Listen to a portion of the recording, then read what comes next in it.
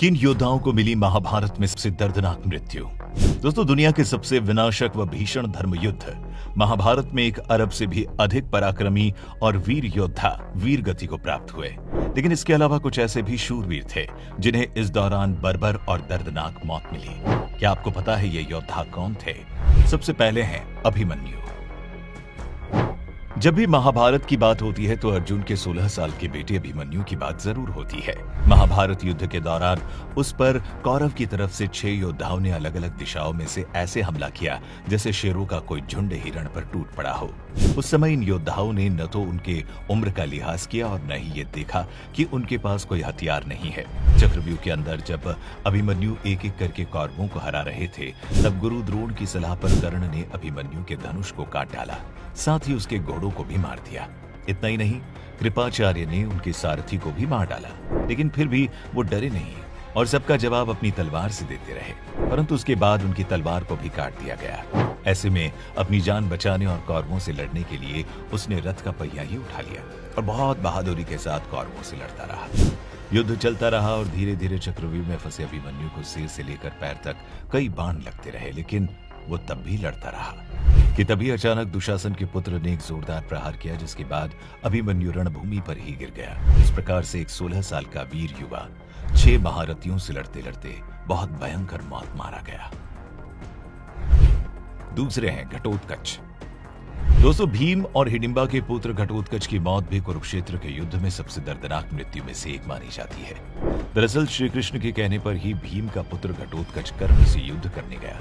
फिर दोनों में युद्ध शुरू हुआ, परंतु दोनों ही बहुत पराक्रमी योद्धा थे, इसलिए वे एक दूसरे के प्रहारों को अपनी शक्तियों से काटने लगे। जब कर्ण ने देखा कि ऐसे में घटोत्कच को किसी तरह से हराया नहीं जा सकता, तब उन्होंने अपने दिव्यास्त्र प्रकट किए। फिर घटोत्कच भी पीछे नहीं हटा, उसने भी अपनी शक्ति से राक्षसी सेना प्रकट कर दी। उसके बाद दोनों पक्षों में घमासान युद्ध होने लगा।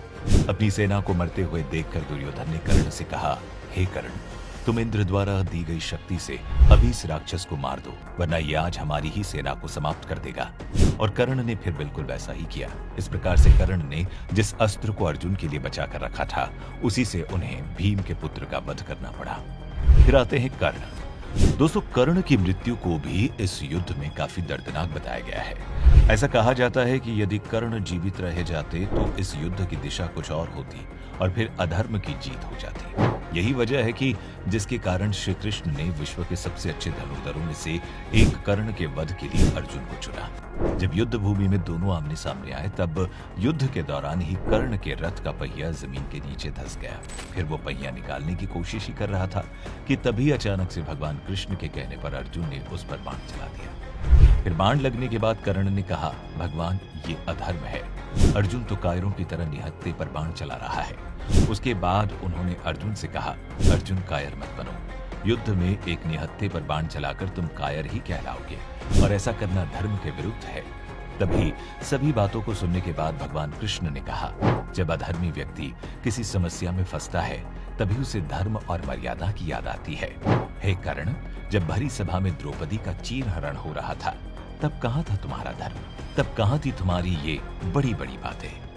दूसरी तरफ जब तीरों के कर्ण को घायल करने के बाद अर्जुन सहित सभी पांडवों को ये पता चला कि कर्ण, जिसे वो घायल कर चुके हैं, वो उन्हीं के बड़े भाई हैं, ऐसे में उन्हें मरता देखकर पांडव भी रोने लगे और इस तरह एक और योद्धा इस काल में वीर गति को प्राप्त हुआ।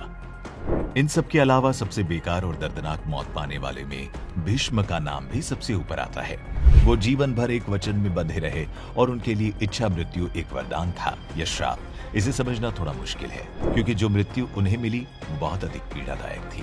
महाभारत के इस प्रलयकारी युद्ध में जब भीष्म लगातार पांडवों पर भारी पड़ते जा रहे थे, तब उन्हें खुद समझ में नहीं आ रहा था कि वो धर्म का साथ कैसे दें। अधर्म की तरफ से लड़ने के कारण ही भीष्म ने ये लड़ाई अधिक दिनों तक नहीं लड़ी और उन्होंने 10वें ही दिन पांडवों के विनय पर उनको अपनी इच्छा मृत्यु का रहस्य बता दिया। जिसके बाद युद्ध भूमि में भीष्म के सामने शिखंडी को उतारा गया।